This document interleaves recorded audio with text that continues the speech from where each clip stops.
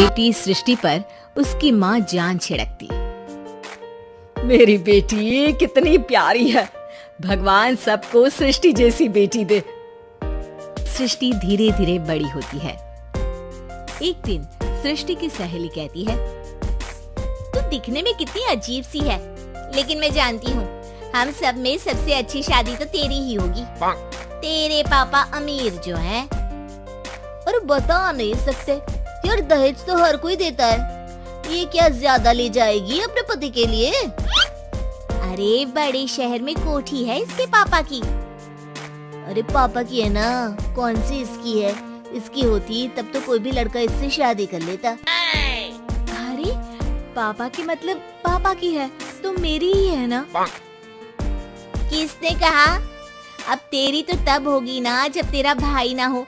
वैसे भी शादी के बाद सारी प्रॉपर्टी भाई के नाम होती है। सृष्टि समझ जाती है कि उसे किसी भी हालत में माँ बाप की सारी प्रॉपर्टी को अपने नाम करना है, लेकिन कैसे? एक दिन सृष्टि का भाई शीनू कहता है, बहन क्या कर रही है? तुझसे एक बात करनी है। अरे हाँ करना, मैं तो तेरी बहन हूँ। बहन मेरी लाइफ में ना एक लड़की है, बहुत अच्छी है। मैं सोच रहा हूँ माँ और पापा से बात करूँ शादी के लिए। सृष्टि को समझ में आ जाता है कि भाई की शादी होते ही भाभी उसे एक दिन भी घर में बर्दाश्त नहीं करेगी। क्या बात है भाई, बताना कौन है वो? यार वो बहुत अच्छी लड़की है, पढ़ी लिखी है, मेरे साथ जॉब भी करती है। बस एक प्रॉब्लम है। हाँ प्रॉब्लम? क्या प्रॉब्लम है भाई? यार वो शादीशुदा है, लेकिन उसके पति ने उसे सिर्फ इसलिए छोड़ दिया क्योंकि उसके माँ बाप दहेज नहीं दे पाए। सृष्टि ये सुनकर न जाने क्यों खुश हो जाती है। अरे भाई तो क्या हुआ, लड़की तुझे तो पसंद है ना? शीनू को लगता है कि बहन उसे समझ रही है। वो इस बात से अनजान होता है कि उसकी बहन की मंशा पूरा घर हड़पने की है। सृष्टि अपनी माँ से कहती है, मम्मी मुझे तो बहुत चिंता है।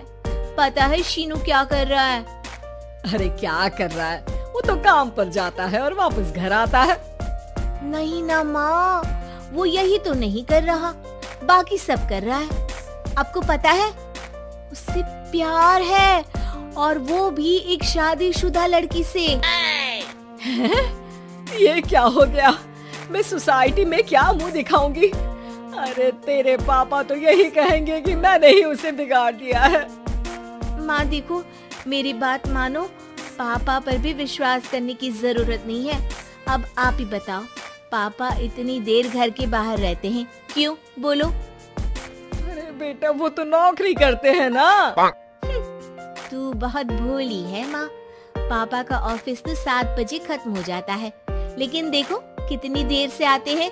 अरे नहीं बेटा, ऐसी कोई बात नहीं है। सृष्टि माँ को एक औरत से बात करते पिता की फोटो दिखाती है। देखो माँ कैसे हैं पापा। मैं ना कहती थी कि पापा सही नहीं है। मैं तेरे पापा से बात करूंगी, दे फोटो मुझे। ओ माँ, वो तो डिलीट हो गई। लेकिन चल, तूने तो देख लिया ना। पापा से बाद में बात कर लेना, और हाँ मेरा नाम बिल्कुल मत लेना। हाँ माँ। अब क्या था, सृष्टि के माँ और पिता के बीच झगड़ा होना शुरू हो जाता है। सृष्टि के मन में क्या चल रहा था कोई नहीं जानता था। एक दिन, माँ सृष्टि के लिए एक लड़का देखा है, वो लोग शाम को उसे देखने आने वाले हैं।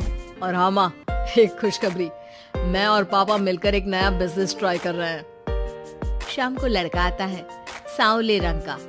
सृष्टि को तो बिल्कुल भी पसंद नहीं आता।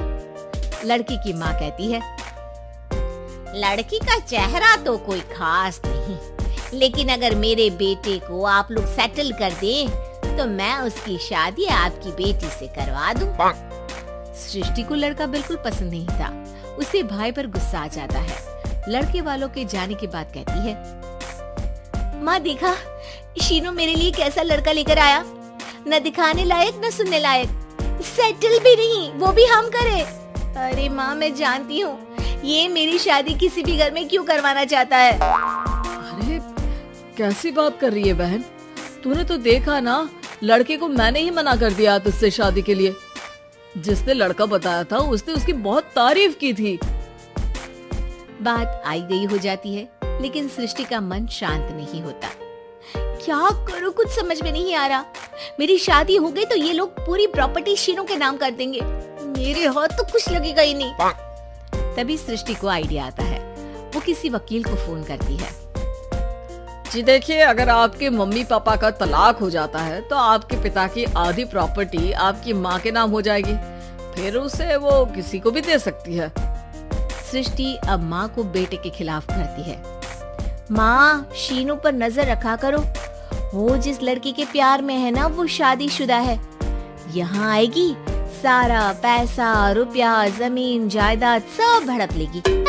पापा का भी हाल तुमसे छुपा नहीं है। ऐसा ना हो कि मैं और आप एक दिन सड़क पर भीख मांगे।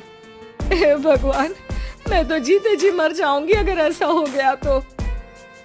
ऐसा हो गया नहीं माँ, ऐसा ही होगा। अभी समय है, आगे का सोच लो।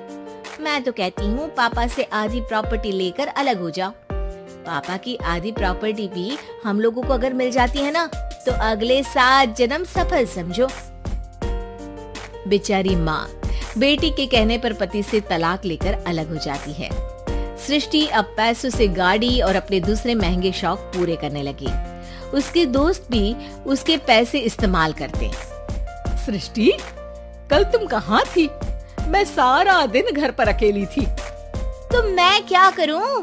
मैंने ठेका तो नहीं लिया है ना तुम्हें संभालने का।